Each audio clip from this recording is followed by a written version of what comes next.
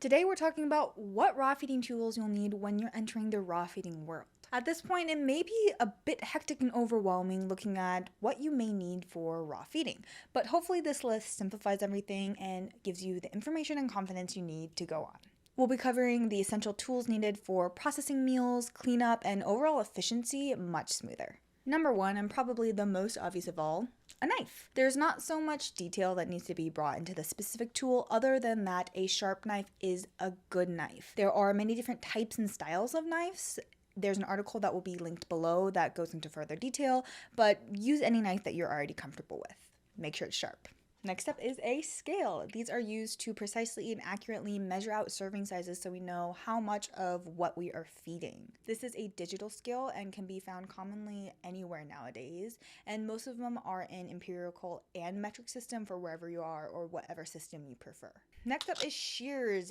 Shears are the most underrated tool of all time, in my opinion. In some situations, shears can be more efficient and easier to use depending on the cut of meat, the composition of it, etc. So these are super handy to have, and specific poultry shears like this can cut through some light poultry bones as well. Next tool that is pretty obvious that you'll need is a cutting board. Now, from a food safety standpoint, I do recommend having a dog-specific cutting board that is separate to avoid cross-contamination of the human and dog aspect of things. Pretty much any cutting board works. This is just an old human one that got all ratty and gross, so it was retired to the dog section of the kitchen. Next up is a meat bucket or a defrosting bucket, whatever you want to call it. Essentially, it's just a bucket to defrost your meat in so it catches all the myoglobin leaving the package and avoids having a huge mess in your fridge. This is a random bucket from IKEA. These work great. Other things that you can use are cat litter pans, any large baking sheets,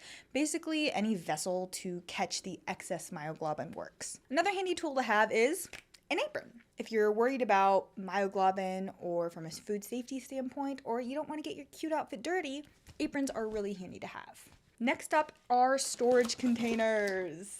There's lots of different options when it comes to how we want to store our raw meat in the freezer. The first way is a Ziploc bag. Well, it's not the most environmentally conscious. It is a sanitary, quick and easy way to store meat. I know some people will reuse their Ziploc bags by washing them, but depending on how the integrity of the plastic holds up, these are not great for multiple uses. Another option are meal prep containers. There's lots of different types of meal prep containers, from plastic to stainless steel and even glass. The only downside about plastic is if they are frozen and you drop them, they will crack. Same thing with glass. I prefer the stainless steel ones just because they won't crack and break if I drop them, but really whatever works for your budget, what you're comfortable with, up to you. The meal prep containers will also be reusable. You just wash them, make sure they're nice and clean.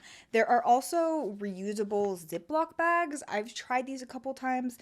They're not the best for long-term usage, depending on how messy the cut of meat is. I've only really had enough luck to reuse them about 2 to 3 times, but they work a lot better than the single use sometimes if you are more environmentally conscious or don't want to use them, whatever the reason.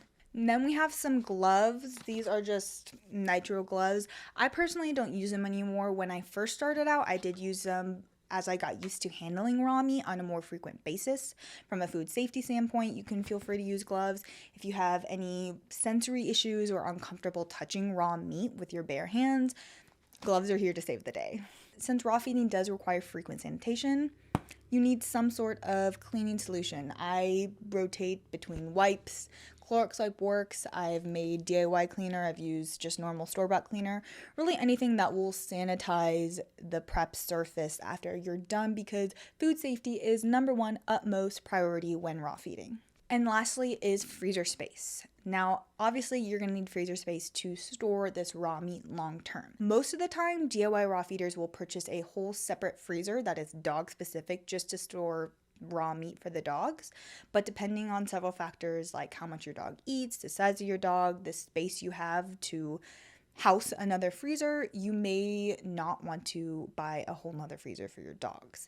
You can get away with sharing your human freezer space with the dog food for a short amount of time, but especially if you end up buying bulk or have a multi-dog household to feed, buying a whole nother freezer may benefit you in the long run. Now, there are little knick-knack tools you may find along the way in your raw feeding journey that make it easier for you personally, but this was more of a bare bones list, the minimum that you will need to successfully and smoothly feed raw food. Raw feeding does require some very specific tools, but it's all designed to make raw feeding more efficient and sustainable in the long run and easier for you as the human doing all the work. Taking a look at this list, you may realize you have a majority of these items in your household already, which saves you a lot of work and going out and buying new things. I hope this list has helped you make your raw feeding journey a little bit easier, and as always keep exploring.